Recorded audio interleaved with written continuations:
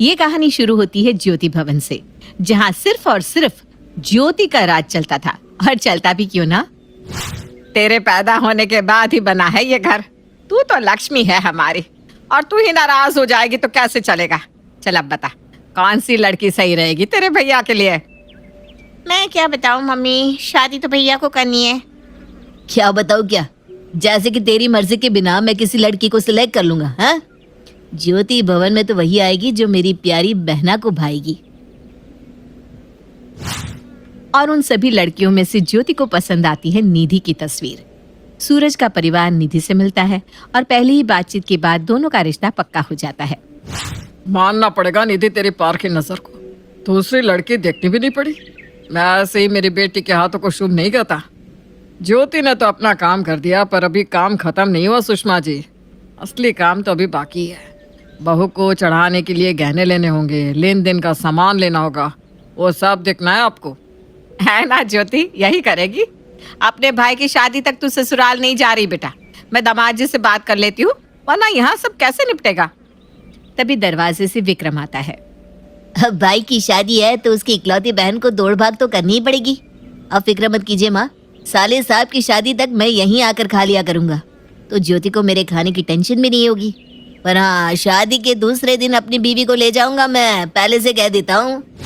यूं तो ज्योति की शादी को साल भर होने को आ रहा था, पर आज भी वो अपने मायके में सबकी चहीती थी। उसके बिना उसके मायके में पत्ता भी नहीं हिल सकता था। अपनी नई बहू के गहने खरीदने के लिए सुषमा ज्योति को लेकर ज्वेलरी शॉप पर जाती है। इतने सारे गहने हैं यहाँ तो, है भगवान। आजकल के चलन का गहना तो मुझे समझ में ही नहीं आता। तू ही देख कर बेटा, अब जो करना है तुझे ही करना है।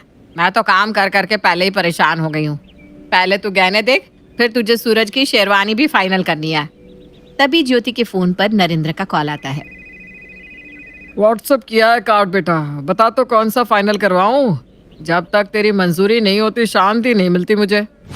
और पूरे 1 महीने ज्योति ऐसी बिजी हो जाती है कि एक टांग पर खड़ी कभी किसी की मदद कर रही है तो कभी किसी की। और उसके बाद आ जाता है वो दिन जिसका सभी को इंतजार था। अपने भाई की शादी के फंक्शन में उसकी वरमाला की रस्म एंजॉय करती हुई ज्योति जोर जोर से शोर मचा रही थी कि तभी मोहल्ले की पड़ोसन रसगुल्ला खाते हुए ज्योति के जीवन में कड़वाहट घुलने आ जाती है। डाल दो भाभी वरमाला, मैं आपकी साइड ही हूँ, उछल के डाल दो। अरे वाह, बड़ी खुश हो ज्योति तुम। अपनी बर्बादी पर पहली बार किसी को इतना खुश होते देख रही हो। हाँ आंटी, मैं बहुत ज्यादा खुश हूँ। आफ्टर ऑल मेरे भाई की दुल्हनिया जो घर आ रही है, और पसंद भी तो मेरी है, तो खुश तो होना ही है। क्या बताऊँ मैं आपको आंटी जी, मेरी पसंद के बिना भैया शर्ट भी नहीं खरीदते। हाय रे ज्योति, यूं तो तू बिहाई गई, पर दुनियादारी की समझ तुझमें अभी भी नहीं आई। शादी के बाद कौन भाई पूछता है बहन को। क्या आंटी जी, आप नहीं जानती क्या? मेरी शादी को 1 साल हो गया है, पर आज भी भैया मुझे अपनी पलकों पर बिठा के रखते हैं। जरा सी नहीं निकलती मेरी कि फौरन मेरे घर पहुंच जाते हैं। दिन में 10 बार तो मम्मी फोन कर देती है, क्या बनाया क्या नहीं। तू समझी नहीं बेटा, तब तक तेरी शादी हो रखी थी, पर सूरज तो कमा रहा था ना। अब उसके जीवन में निधि आ गई है। असली बदलाव तो अब देखने को मिलेगा बेटा। गीता के मुंह से ऐसी बातें सुनकर ज्योति को धक्का लगता है, और अगले ही पल उसे गीता की बात का प्रमाण भी मिलना शुरू हो जाता है। विदाई के वक्त ज्योति जैसे ही अपनी भाई की गाड़ी में बैठने जाती है, सूरज कहता है, अब निधि का लहंगा खुद ही इतना एरिया कवर कर लेगा। अरे कहाँ बैठेगी तू हमारे साथ? मैं कोई पागल थोड़ी ना हूँ भैया, मैं तो आगे बैठ रही थी। पर मेरी साली ने पहले ही कह दिया था कि वो आगे बैठेगी। अभी तो निधि अपने ससुराल पहुंची भी नहीं थी, और ज्योति को लेफ्ट आउट फील होना शुरू भी हो जाता है। वक्त फेरी की रस्म के बाद सभी थके हारे आराम कर रहे थे कि निधि हॉल में आकर सभी से कहती है, मैं चाय नाश्ता लगा दूं मम्मी जी। तो भी तो शादी की रस्मों में थक गई होगी ना बहू, जा आराम कर, हम बाहर से नाश्ता मंगवा लेते हैं।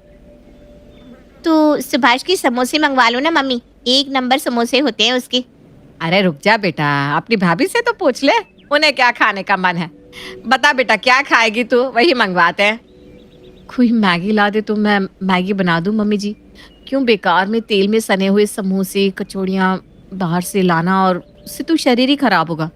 2 मिनट लगेंगे, एक स्टोव पर चाय और दूसरे पर मैगी बना दूंगी। मैगी? अब पहले की तरह रहने से नहीं चलेगा सुषमा जी, बहू नए जमाने की है। अब हमें भी इन्हीं के पसंद से चलना होगा। जा बहू बना ले मैगी, हम भी तो खा कर देखे तेरे हाथ की मैगी। निधि किचन में जाकर सभी के लिए मैगी बनाकर लाती है। अरे वाह निधि, क्या मैगी बनाई है तूने। ज्योति, ये सुभाष के समोसे से तो लाख गुना अच्छा है, खाकर तो देख जरा। वाह बहू वाह, अब तो लगता है शाम के नाश्ते में मैगी ही खानी पड़ेगी। सच्ची इतनी अच्छी बनी है, फिर तो मैं भी खाकर देखती हूँ। निधि को साड़ी पहनने की आदत नहीं थी, इसलिए वो जैसे ही मैगी खाने के लिए फॉक उठाती है, उसका दुपट्टा मैगी की प्लेट पर गिर जाता है। वो फिर से पल्ला हटाती है और जैसे ही फॉक अपने मुंह में डालने जाती है, उसका पल्ला फिर से खाने के प्लेट पर आ जाता है, जिससे देखकर सुषमा कहती है, अरे नहीं पहनी जा रही साड़ी बहू तो कुछ और पहन ले। हैं? मम्मी ने कहा था कि शादी के बाद साड़ी पहनना, इसलिए बस साड़ी लेकर आई हूँ मम्मी जी। ठीक ही तो किया भाभी ने, वैसे भी मम्मी पापा को साड़ी सूट के अलावा और कुछ जमता भी नहीं है। अब बहू से नहीं संभल रहा है तो कैसे पहन लेगी साड़ी सूट। चल कोई बात नहीं बहू, हम दोनों कल सवेरे जाकर तेरे लिए कुछ कपड़े की शॉपिंग कर लेंगे। फिर तो मम्मा मेरा कोई काम नहीं है इस घर में, मैं भी निकलूं? हाँ हाँ बेटा तू भी जा, वैसे भी बड़े दिनों से तू यहाँ है, दामाद जी तेरे बिना परेशान हो रहे होंगे। वाह मम्मी वाह, मैंने जाने की बात क्या बोली, तुम तो फौरन तैयार होगी। ये तक नहीं बोला कि निधि के लिए कपड़े तुम पसंद करती ना ज्योति। गीता आंटी ठीक ही कह रही थी, भाई की शादी हो जाने के बाद बहन का मायका उसका नहीं रह जाता। और नाराज होकर ज्योति अपने ससुराल चली जाती है। वो 2 दिन तक अपनी माँ को कॉल भी नहीं करती। अब समझ में आएगा मम्मी को, जब मैं कॉल नहीं करूंगी ना खुद ही सामने से कॉल करेगी। पर ऐसा तो बिल्कुल भी नहीं होता। यहाँ से ज्योति अपने मायके कॉल नहीं करती तो 1 हफ्ते तक उसके मायके से कॉल भी नहीं आता। क्या बात है डार्लिंग, इस बार तो तुम बड़े दिनों तक अपने ससुराल में टिक गई, वरना हर 3 दिन के बाद एक बार अपने मायके जाए बिना तुम रहती नहीं थी। क्या हुआ, पत्नी के आते ही साले साहब बहन को भूल गए क्या? पागल हो क्या, ऐसा हो सकता है भला? कभी भी नहीं। वो मेरा घर है, जिस घर का नाम ही मेरे नाम पर हो वहाँ किसी और की कैसे चल सकती है। अब भी मम्मी को कॉल करती हूँ, जरूर हर बार की तरह उन्होंने फोन इधर उधर रख दिया होगा। ये कहकर ज्योति अपनी माँ को कॉल लगाती है। और मम्मी नाश्ते में क्या बन रहा है? अब मुझे नाश्ते की क्या चिंता बेटा, निधि ने ही सब कुछ संभाल लिया है, मुझे रसोई में जाने ही नहीं देती। जरा वीडियो कॉल कर, मैं तुझे दिखाती हूँ। आज बहू ने मुझे गाउन पहनाया है। अरे बहू जरा बताना तो वीडियो कॉल कैसे लगाते हैं। निधि आकर सुषमा के फोन से अपनी ननद को वीडियो कॉल करती है, जिसे देखते ही सूरज कहता है, अरे ज्योति से बात कर रहे हो तुम लोग, बढ़िया है। मैं अभी तुझे कॉल करने ही वाला था ज्योति, कल शाम को ठीक 5 बजे जीजा जी के साथ यहाँ पधार जाना। अभी तो बीवी आ गई है, बहन के बिना रहने की आदत डाल लो भैया।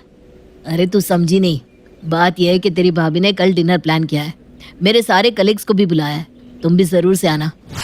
पहली बार ज्योति को ऐसा लग रहा था मानो उसके खुद के ही घर में उसकी कोई वैल्यू ही ना रह गई हो।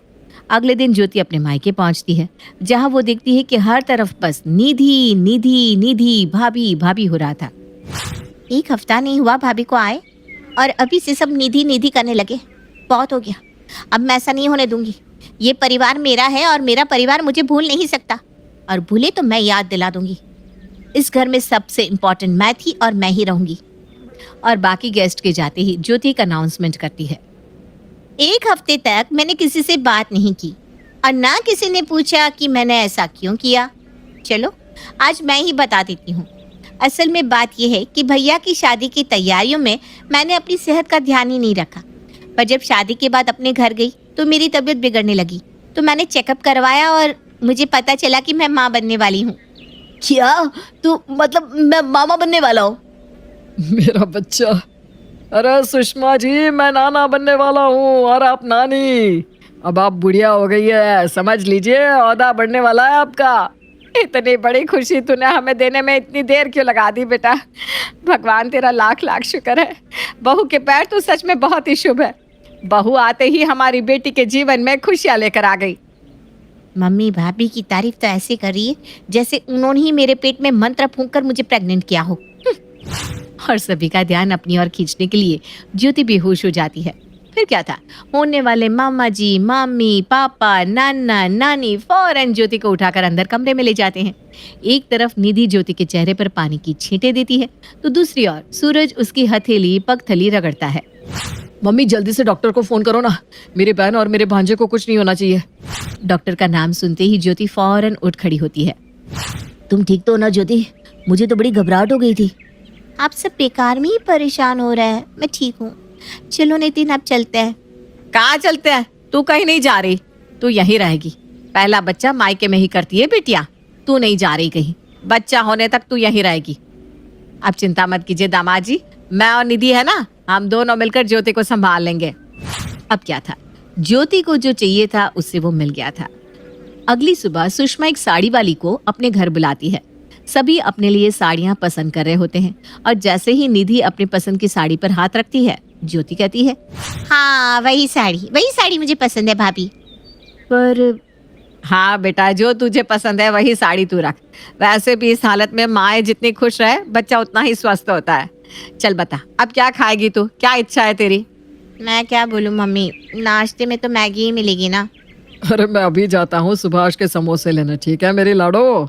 अब धीरे धीरे ज्योति अपने मायके को ही अपना घर समझने लगती है। वो अपनी सारी फ्रेंड को फोन करके अपने घर बुलाती है और एक छोटी सी पार्टी रख लेती है। भाभी आज मेरी कुछ फ्रेंड्स घर आने वाली है, तो आप सभी के लिए खाने का इंतजाम कर दीजिएगा। वैसे तो मैं ही खाना बना लेती, पर इस हालत में मैं अगर किचन में जाऊंगी तो बेकार में मम्मी आप पर भड़क जाएंगी।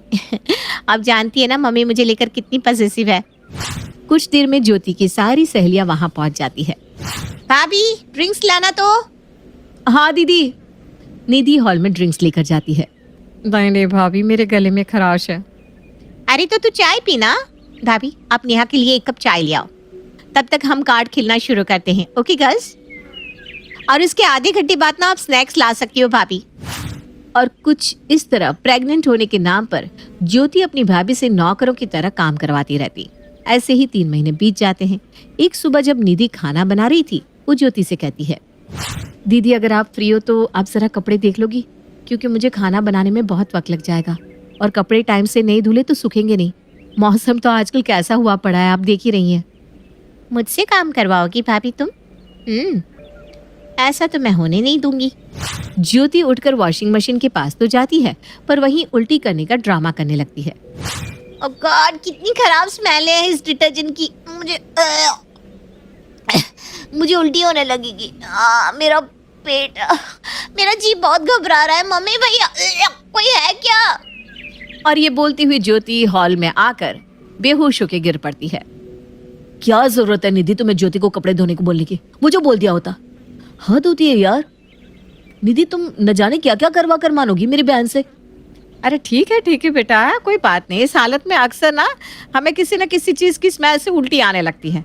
मुझे फिक्र तो इस बात की हो रही है कि 3 महीने हो गए और अभी तक ज्योति का पेट बाहर क्यों नहीं आया? आ जाएगा ना मम्मी, वो तो मैंने ढीले कपड़े पहन रखे हैं ना, और इस घर में मुझे स्ट्रेस भी तो कितना दे रही है भाभी, इसीलिए शायद। अपनी माँ की बातों को सुनकर ज्योति को भी जरा टेंशन हो जाती है और अपने कमरे में जाकर ज्योति दिमाग लगाना शुरू करती है। लगता है मैंने अपनी प्रेगनेंसी को कुछ ज्यादा ही हल्के में ले लिया। मुझे अपनी हरकतों में थोड़ा चेंज करना पड़ेगा और इस पेट को भी बाहर करना पड़ेगा। और यहाँ ज्योति एक छोटी सी गलती कर देती है। एक दिन पहले ही सुषमा ज्योति से उसके पेट के बारे में पूछती है और अगले ही दिन ज्योति अपने पेट में एक पिलो लगा लेती है, जिसे देखते ही सुषमा फट से सब समझ जाती है। अरे बेटा, एक दिन में तेरा पेट इतना ज्यादा बाहर आ गया है? मुझे लगता है हमें डॉक्टर को दिखा देना चाहिए। कहीं तेरे पेट में जुड़वा बच्चे हुए तो और ज्यादा देखभाल करनी पड़ेगी तेरी। कहीं तो मम्मी मैं वही बताने जा रही थी आपको। याद है आपको कुछ दिन पहले मेरी सहेलियां घर आई थी, उसमें से ना एक डॉक्टर थी, उसी ने मुझे कहा कि शायद मेरे पेट में ट्विंस है। देखिए, मानना पड़ेगा आपकी पार की नजर को। अपनी बेटी की साड़ी के अंदर से तकिया निकालते हुए सुषमा कहती है, आ गई मेरी नाती बाहर। अब बता, शर्म नहीं आई तुझे इतना घटिया नाटक करते हुए? तुझे पता भी है तेरे होने वाले बच्चों की सलामती के लिए दामाद जी हर रोज मंदिर पैदल चलकर जाते हैं, हर शुक्रवार व्रत करते हैं। तेरे भाई ने तो अभी से अपने भांजे या भांजी के लिए पैसे जोड़ने शुरू कर दिए थे। कितने खुश थे तेरे पापा। सबका दिल तूने तोड़ दिया बेटा, सबका। पर क्यों किया तूने ऐसा? आप लोग, क्योंकि भाभी कहती है आप लोगों का बर्ताव मेरी तरफ बदल गया। एक पल में ही आप सबने मुझे पराया कर दिया। तो तू ऐसा करेगी? ये नहीं सोचा तूने कि तेरी भाभी अपना घर छोड़कर यहाँ आई है। अगर हम उसे कंफर्टेबल फील नहीं करवाएंगे तो इस घर में वो कैसे एडजस्ट करेगी? हाँ, तू हमारी बेटी है, हमारी बेटी ही रहती, पर हमारा ध्यान खींचने के लिए तूने जो किया उसके बाद तो तू मेरी आंखों के सामने से तो अभी क्या भी चली जा, वरना मैं तुझे कुछ बुरा बोल दूंगी। और तभी अचानक निधि को उल्टियां आने लगती है और सभी को पता चलता है कि निधि प्रेग्नेंट है। जिस जरिए का इस्तेमाल करके ज्योति सभी का ध्यान अपनी ओर खींचना चाह रही थी वो उस पर ही उल्टा पड़ गया। रात को जब सूरज और नरेंद्र घर वापस आते हैं तो सुषमा उनसे कहती है, ज्योति का बच्चा नहीं रहा, पर भगवान ने हमें वो बच्चा हमारी बहू के जरिए दे दिया। बहू प्रेग्नेंट है। और इस तरह सुषमा और निधि ज्योति की इज्जत सभी के सामने बचा लेती है।